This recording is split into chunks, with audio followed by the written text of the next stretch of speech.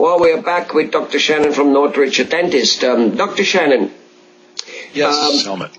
Another area where dentists help out a lot, and people don't necessarily realize this, is facial structure.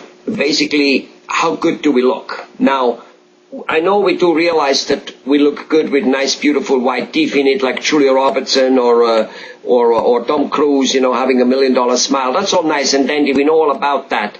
But there is more to it. For instance, when a person has teeth missing and opts for a denture, or has a bunch of teeth missing and doesn't replace them in any shape and form, there are many ramifications, but one of them is that his bones start shrinking and he starts kind of looking like a dried out tomato, like a little hex, like a little witch.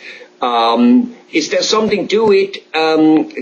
Tell us about it. Tell us how this comes about, why, and is it really true that putting on, not letting that happen, not letting the bone shrink, can take off 5, 10, and more years of your look down the road?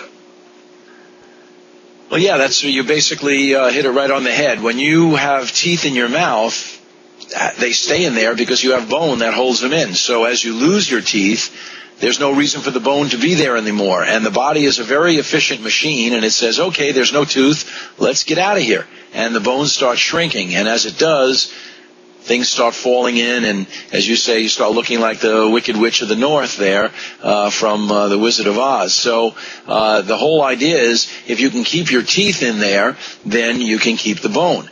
Now, if for some reason in your life, whatever that reason might be, you had to lose a tooth, or you have to lose a tooth, then you want to replace it right away.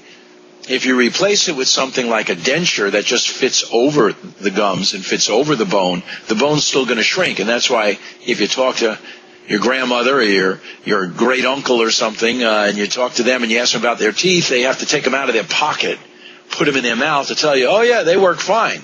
Well, they don't like wearing them because they're loose and they flop around, because the bone will continue to shrink even with dentures. But if you place an implant in your mouth, that implant goes into the bone and kind of fools your bone into saying, oh, there's a tooth here, I need to hang around and keep it strong and healthy. So the bone stays, and therefore you don't have that sunken look and you don't have that bone shrinking away on you on a long-term basis. Interesting. So let's say a person comes in with dentures which have been loose already. Quite often those people think that those dentures are they're faulty now, when it really is that their bone were shrinking. It's like if you lose or gain weight, your pants don't fit anymore, right? Right. Can't blame your pants when you're eating 2 pieces of apple pie every night for dessert. Well, I tried that yesterday, and my wife was almost believing me. So the point is, now with the new methodology, I heard that you guys have a way now that you can still make dentures, but you can actually fix them with a couple, 2, 3 implants, where now you avoid some of the pressure, some of the thing, and at the same time you give the bones again the feeling that there are roots in it, to a degree at least. Can you tell us about it? Right. Well, if someone has lost all their teeth, they're wearing a denture, let's say for 20 years.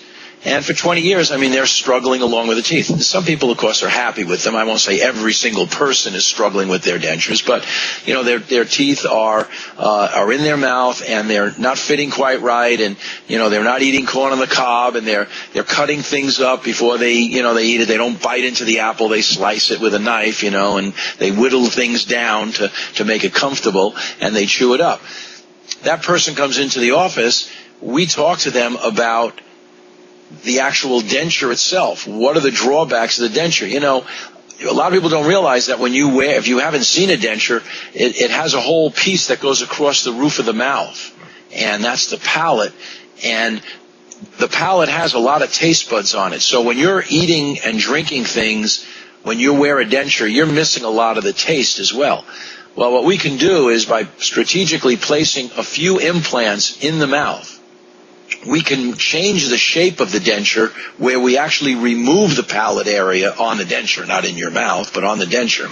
And now you've just got this horseshoe shape of teeth that will snap and click and lock into these implants, and that'll allow you to taste things again. That'll allow you to speak without a whistle or a lisp. It'll just make things a lot more natural.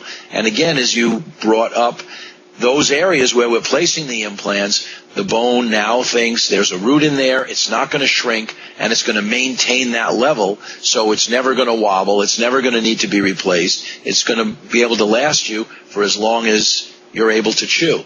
And you'll be able to chew everything, corn on the cob, you'll be able to chew, crunchy nuts, whatever it is that you can't chew with a denture that you have to work around, no more. And at the same time, prevent a major cave-in of the bones and thus a major cave-in of your cheeks and everything. Exactly. Beautiful. The dentist, it's a wonderful thing. Keep your teeth, and if you cannot keep them, or if whatever you did, that they are out, get them fixed, get teeth replacements, get implants, and you will avoid a plastic surgeon down the road, which you might just simply need. Good. Thanks a lot, Dr. Thanks a lot, Dr. Shannon. You're